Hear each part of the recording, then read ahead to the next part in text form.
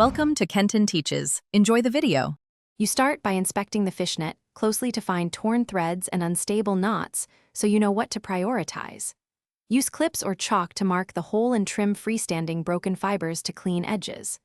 Once done, lay the net flat and tension it gently. This prevents new distortion while you work.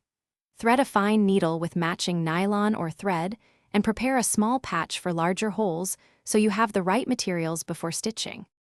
Now you repair the hole by reweaving or stitching along the original mesh pattern so the net regains its structural integrity. Start by anchoring the thread at a stable knot, then use overcast or whip stitches to reconnect torn strands and maintain even tension. Inconsistent pulls cause puckering. For larger holes, position the patch beneath and use zigzag stitches to bond patch and net.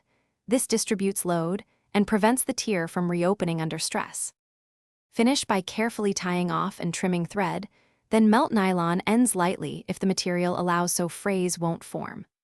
Once done, test the repair by applying gradual tension to simulate use and watch for any puckering or new breaks so you catch weaknesses early. If you notice slippage or the hole reopens, reinforce by replacing nearby knots or applying a larger patch and restitching. This step corrects underestimated damage. Thanks for watching. Please subscribe if this video was helpful.